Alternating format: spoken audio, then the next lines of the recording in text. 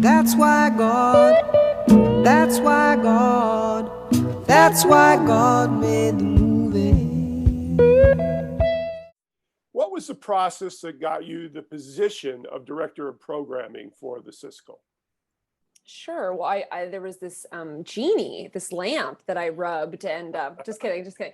Well, after 45 years with the organization, Barbara retired at the end of 2020, and I was, of course,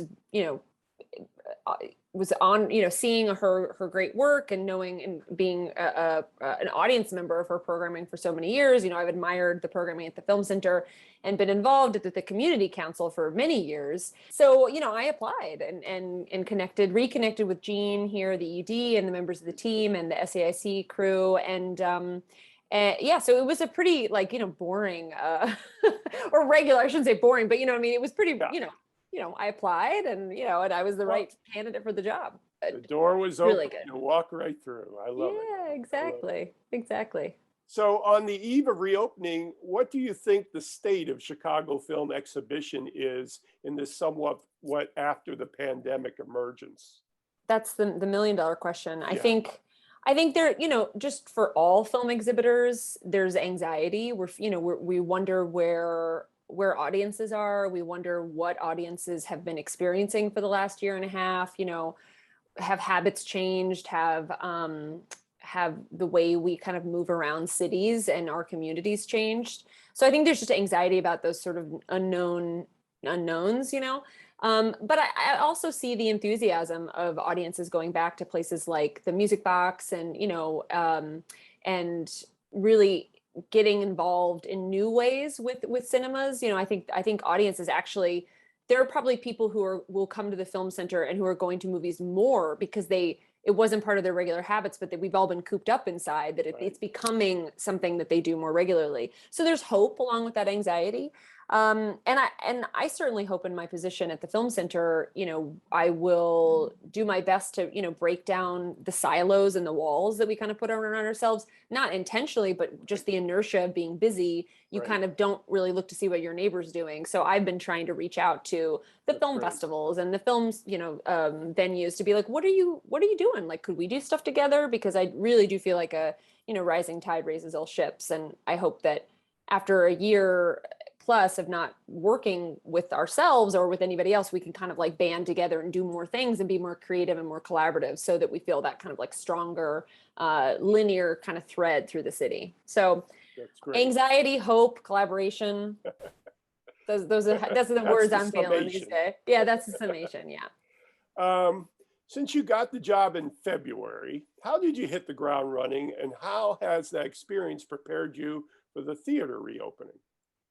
Sure. Yeah. So right away, the kind of the first tasks were to keep our virtual programming going. Being aware of what was coming our way, seeing what filmmakers we could connect with for our screen-to-screen program. That the virtual programming at the Film Center has been really strong throughout the pandemic. So the programming and the engagement. So like right away, I didn't want to miss a programmatic beat, so I picked that up right away. And then there were a few things that were sort of percolating that we pushed forward. So our Talking Pictures series, which is a virtual lecture series. So getting all of those things activated and then really just thinking about reopening. I mean, my brain has been sort of split into places, which I know all my fellow programmers will agree. It's like virtual is this portion, and then reopening and theatrical exhibition are the two kind of big things. So thinking about reopening, thinking about what will change, what will stay the same, what festivals will continue, what series will continue.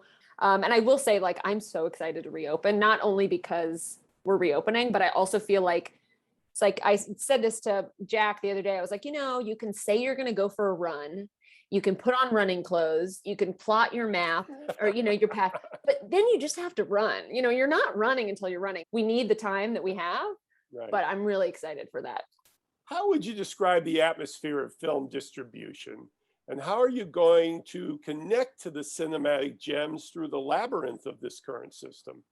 Yeah, I mean, if you look at the trade, magazines, it's all like, is this the death of the cinemas? Is this they've all been predicting the death of cinema, you know, in various degrees for decades, you know. So I mean, I do think that the last year has, the way I was doing my work, you know, on March 1st, 2020 is very different. There are some things that are the same. You know, I'm interested in, I'm seeing films, I'm following acquisitions, I'm reaching out to distributors, I'm telling them why they should show it at, you know, show their film at the film center.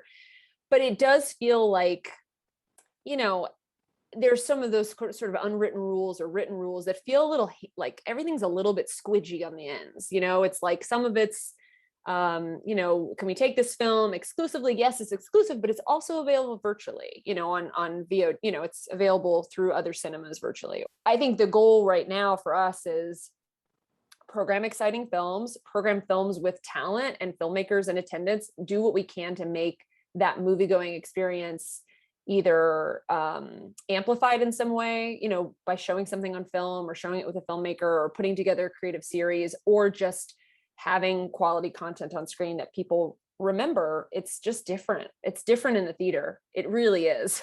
That's the big thing. Just come back, get people back. As the universe knows, you own a movie theater in Winterset, Iowa, birthplace of John Wayne. You have to say that when you say yes, that. Of course. What did the programming of that theater teach you about programming, and what can the audiences of Chicago learn from the audiences of Winterset? The main thing I've learned at the Iowa Theater is like, give the people what they want, you know, like that's a rule as old as show business. I know. I mean, and leave them wanting more, you know, I mean, like number one, number two. I try it's a good lesson for a programmer not to get too precious about what they're programming. You know, it's like, it's incredibly important to me, everything that's on screen at the film center, but you know, there are films that maybe aren't my first choice if I'm just at a theater choosing, but I recognize like that it's the appropriate film for an audience or a particular audience. It's connected to the film center in a way that's really exciting. It dovetails nicely with something else we're showing, or it counterbalances something else we're showing. So it's, you know, I think it's listening to your audience as much as you listen to yourself is really important. It's awesome. What ghosts of cinema reside in places like the Iowa and Winterset and the theaters of the Gene Siskel Film Center? It's a good question. It's a very heady question. I think for the film center, I mean, when I think about the film center, I just think about Chicago and our kind of like place in the film world. You know, I know that State Street, you know, there used to be all of these movie theaters on State Street, and you know, that is not the case anymore. Really good one. That's a really good one. I mean, the State and Lake is right next to you. I know. And you see these images of State Street, and it's just the marquees are all lit up, and it's amazing. And that we honor that landscape by presenting great film downtown. But also, you know, it means the way people view film is so different. I mean, and that is true for the Iowa Theater too, because, you know, we have photos from the Iowa Theater from the 50s and 60s, and there are people got dressed up and people wore gloves, and like, you know, it was a big to do. But I really love those heydays, and those, you know, all those marquee lighting up State Street is exciting to think about that. If you were programming a double feature for your birthday, happy belated, by the way. Thank you. Both to represent you personally and tell the audience a bit about you, what would those two films be? Oh, Cleo from 5 to 7 and High Noon. Because both of them are about people who and their relationship to time. Yes. And sort of a day of dread, like awaiting for a dread.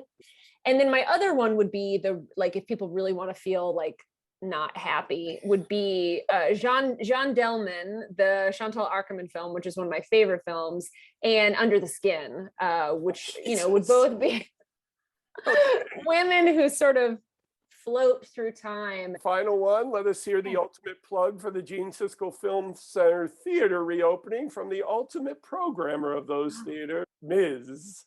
Rebecca. Yes, the Gene Siskel Film Center reopens August 6th after 17 months of closure to regular moviegoing. We reopen with the Leos Carax film Annette, which was the opening night film of the Cannes Film Festival, and will people are gonna like love it, or they're gonna have an opinion about it.